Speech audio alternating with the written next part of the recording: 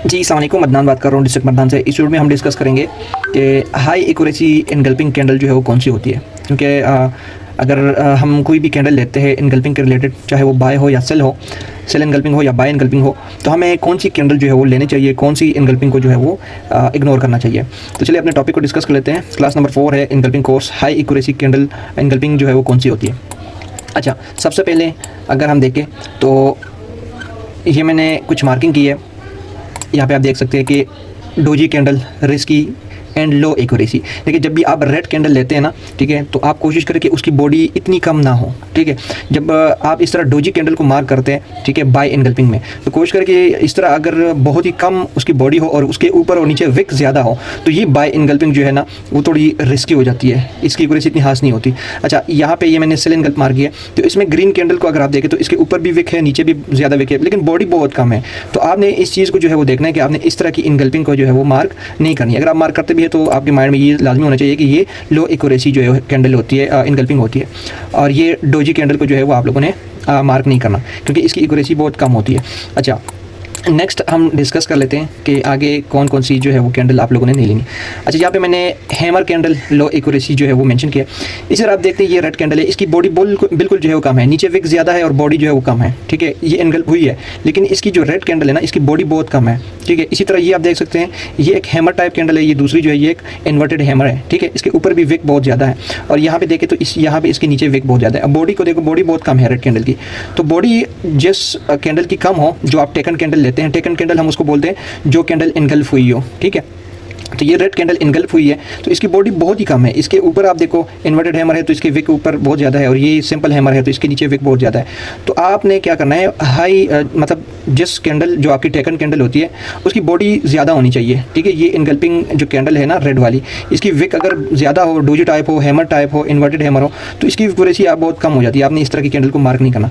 यहाँ पे ये दोनों तो मैंने बाय इनगल्पिंग में मार्क किया है, जो लो एक्यूरेसी होती है। ठीक है, अब यहाँ पे देख सकते हैं ये मैंने कैंडल मार्क की है ग्रीन सेल इनगल्फ। ठीक है, लेकिन इसको आप देखिए, ये ग्रीन कैंडल है, इसकी बॉडी बहुत कम है और इसके नीचे विक बहुत ज़्यादा है, तो इसकी एक्यूरेसी भी बहुत कम हो जाती है सेल इनगल्फ जो आप इस तरह मार्क करते हैं। अगर आप इसी तरह हैमर टाइप या हैंगिंग मैन टाइप कैंडल जो है वो आप इसको मार्क करते हैं, तो इसकी एक्यूरेसी बहुत कम हो जाती है।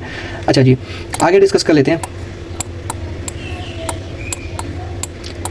अब हाई एक्यूरेसी सेल इनगल्प या बाय इनगल्प कैंडल कौन सी होती है, यहाँ पे मैंने मेंशन भी किया है हाई एक्यूरेसी इनगल्पिंग। अब यहाँ पे देखिए ये बाय इनगल्पिंग है। यहाँ पे देखिए ये रेड कैंडल को मैंने मार्क किया है, इसकी विक ऊपर वाली विक और नीचे वाली विक मैंने इसको जो है वो मार्क किया। अब इसमें आप एक चीज़ नोट करें, यहाँ पे जो रेड कैंडल है इसकी बॉडी जो है वो मतलब ज़्यादा है, विक से जो है वो ज़्यादा है। ठीक है, ऊपर और नीचे साइड पे विक कम है, लेकिन इसकी बॉडी जो है वो एक हेल्दी किस्म की कैंडल है। ठीक है, रेड कैंडल, और ये इनगल्प हुई है, तो ये एक हाई एक्यूरेसी कैंडल होती है, इनगल्पिंग होती है कि जब मार्केट इसके जोन में आती है वापस एक्सपेरिमेंट करने के बाद, तो यहाँ से आपकी अच्छी जो है वो एक्यूरेसी वाली ट्रेड मिल सकती है। यहाँ पे मैंने सेल इनगल्प मार्क किया है। ये ग्रीन कैंडल को आप देख सकते हैं, यहाँ इसको ऊपर और नीचे विक तक मैंने मार्क किया। इसमें भी आप देख सकते हैं कि इसकी विक जो है कम है, लेकिन इसके अंदर बॉडी जो है बहुत ज़्यादा है, तो ये एक हाई एक्यूरेसी वाली सेल इनगल्फ होती है। जब मार्केट नीचे से एक्सपेरिमेंट करके आएगा, ठीक है, तो आपकी यहाँ से जो है वो सेल की एंट्री बनती है, और ये हाई एक्यूरेसी वाली जो है वो इनगल्पिंग कैंडल होती है। तो ये चीज़ें हैं कि आप लोगों ने इस चीज़ों को नोट करना है, क्योंकि ये बेसिक चीज़ है, आप लोगों को क्लियर होना चाहिए। अच्छा, तो ये था आज का हमारा कोर्स का क्लास नंबर 4। ठीक है, कि आप लोगों ने हाई एक्यूरेसी और लो एक्यूरेसी वाली इनगल्पिंग को किस तरह जो है वो पॉइंट करना है, और उसके क्या क्या जो है वो निशानात हैं। ठीक है, तो मैंने फर्स्ट ऑफ ऑल डिस्कस किया कि आप लोगों ने डोजी कैंडल को जो है वो बाय इनगल्पिंग हो या सेल इनगल्पिंग हो, उसमें आपने डोजी कैंडल को जो है मार्क नहीं करनी। डोजी कैंडल का मतलब ये है कि उसकी नीचे और ऊपर वाली विक ज़्यादा और अंदर जो बॉडी है वो कम हो। फिर मैंने डिस्कस किया कि आप लोगों ने क्या करना है, हैमर कैंडल या इन्वर्टेड हैमर कैंडल, इसी तरह ये जो यहाँ पे मेंशन है, तो आप लोगों ने इसको भी मार्क नहीं करना, इसकी भी एक्यूरेसी कम होती है। वो कैंडल जिसकी बॉडी ज़्यादा हो, ठीक है, जो टेकन कैंडल होती है, जिस तरह ये रेड कैंडल है, तो इसकी बॉडी ज़्यादा है, ये इनगल्फ हुई है लेकिन इसकी बॉडी ज़्यादा है, और यहाँ पे ग्रीन कैंडल है, ये भी इनगल्फ हुई है, इसकी बॉडी ज़्यादा है, इसकी विक से ज़्यादा। ठीक है, तो इसी तरह के कैंडल अगर आप लेते हैं तो इसकी एक्यूरेसी ज़्यादा होती है।